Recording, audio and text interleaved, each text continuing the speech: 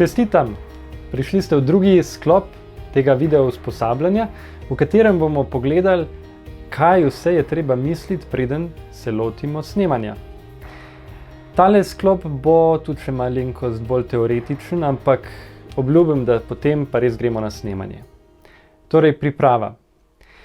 Moja izkušnja, pa tudi izkušnja, mislim, da večine ustvarjalcev videov, je ta, da čas, ki ga namenimo pripravi, ni izgubljen. To je čas, ki se nam bo potem obrestoval, ko bomo video montirali. Zaradi tega, ker če stvari dobro pripravimo prej, to pomeni, da bomo težje kakšen posnetek spregledali, pozabili, in tudi v sami montaži bomo lažje potem video dokončali. Skratka, dobro si je vzeti čas za kvalitetno pripravo, ki nam bo potem skrajšala čas montaže in omogočila v bistvu, da bomo naredili posnetek, ki bo res kvaliteten. Tako, dovolj uvoda. Gremo kar na prvo lekcijo. Odkar se ukvarjam tudi z digitalnim marketingom, me vedno znova preseneča, ko vidim, koliko enih elementov, ki so bili del posredovanja vere skozi stoletja, skozi tisočletja, se danes uporablja v marketingu, za prodajo. In ena od teh stvari je tudi pripovedovanje zgodb. To je zdaj zmeraj bolj popularno v marketingu, je pa tudi ena temeljnih stvari v posredovanju naše vere. Zdaj, če pomislimo na Sveto pismo, vemo, da tam je dejansko cel kup zgodb, od tega, kako je Bog ustvaril svet, kako je ustvaril človeka, zgodbe o izgnanstvu, o suženjstvu in bolj tista velika zgodba o tem, kako je Bog svoje ljudstvo rešil iz suženjstva v svobodo. Vse te zgodbe so Judje skozi generacije pripovedovali oče sinu in tako naprej in so se prenašale in po teh zgodbah se je prenašala in krepila vera v Boga, ki rešuje, v Boga, ki je ustvaril svet. In tudi, če pomislimo, Jezus je ogromno stvari o nebeškem kraljestvu, ki so za ljudi bile težko razumljive, kako jih je razložil. Razložil jih je zgodbo, s prilikami. In zdaj se zastavi vprašanje, zakaj? Zakaj zgodbe? Zakaj zgodbe v oznanjevanju in zakaj zgodbe tudi v marketingu? Danes je v digitalnem marketingu pripovedovanje zgodb zelo popularno. Zakaj?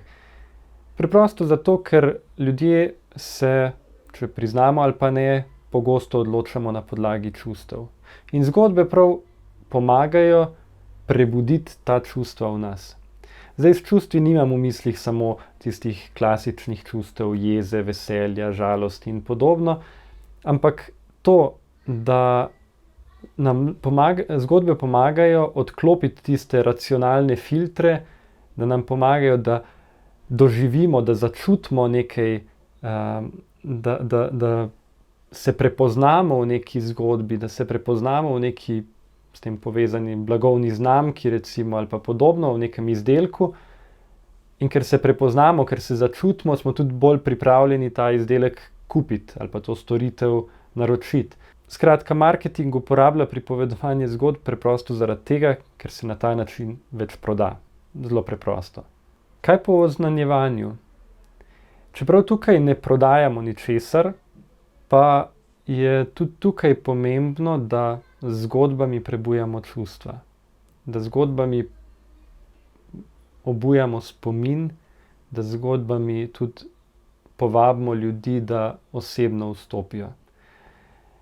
Naj za začetek preberem eno misel, ki jo je papež Benedikt XVI zapisal v svoji prvi okrožnici Bog je ljubezen, prav na začetku, v prvi točki. Tam pravi: Na začetku kristjanovega bitja ni neka etična odločitev ali velika ideja, ampak srečanje z nekim dogodkom, z neko osebo, ki daje njegovemu življenju novo obzorje in s tem njegovo odločilno usmeritev. Verjetno ni potrebno posebej poudarjati, kako pomembno je v oznanjevanju, da izhajamo iz osebne izkušnje, iz tistega našega, iz mojega osebnega srečanja z Bogom, iz te izkušnje, da se sam prepoznam kot grešnika, ki mu je bilo odpuščeno, da sam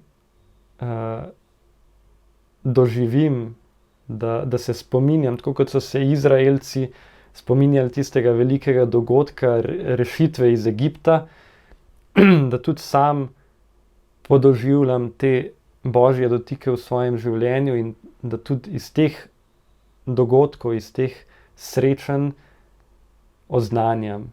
Da ne oznanjam samo nečesa, kar bi se naučil, nekih povsem razumskih zadev, ampak da res izhajam iz tega, kako je mene Bog nagovoril. Če spremljate kakšen kanal na YouTubu recimo, lahko vidite, da tudi tam je v ozadju neka zgodba. Tukaj ne mislim zgodbe samo tistega avtorja kanala kot posameznika, ampak zgodbo kanala, ki je v bistvu kot neke vrste zgodba blagovne znamke, o katerih se tudi precej govori v marketingu. Zakaj gre? V bistvu gre za neko celostno podobo, s katero želi avtor kanala ali pa kanal kot tak nastopiti, se predstaviti ljudem, biti prepoznan.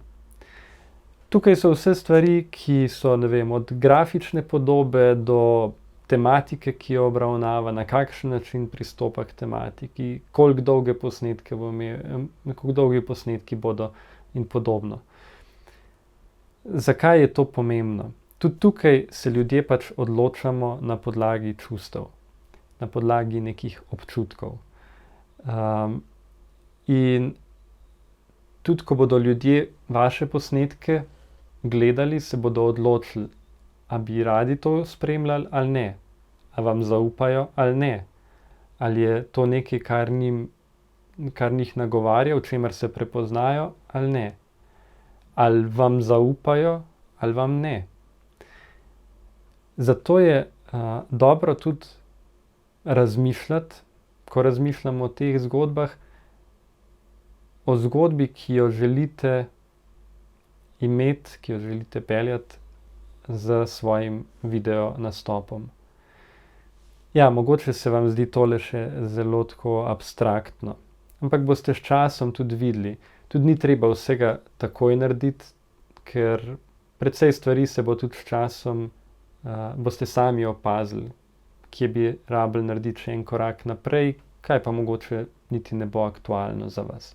Tako da o tem bomo še govorili tudi v nadaljevanju tega usposabljanja. Zaenkrat pa vam predlagam, da si spodaj pod tem videom pogledate, sem dal 3 povezave, 3 prispevke, ki govorijo prav o pripovedovanju zgodb. 2 sta taka, da govorita predvsem z marketinškega vidika, eden je pa bolj splošen. In vam predlagam, da si res pogledate vse 3. Saj mogoče ne boste vsega razumeli, mogoče bo tako še precej tuje vam zvenelo, ampak vam bo pa pomagalo narediti en majhen korak naprej, en miselni preskok v dojemanje tega, zakaj je pripovedovanje zgodb pomembno, če želimo ljudi nagovarjati danes. Tako, toliko o pripovedovanju zgodb. Zdaj, zgodbe lahko povemo na različne načine in jih širimo po različnih kanalih. Lahko jih napišemo, lahko jih povemo v živo, pa tudi, če jih podajamo preko videa, obstajajo za to različni načini, različne vrste videov. Poglejmo si katere.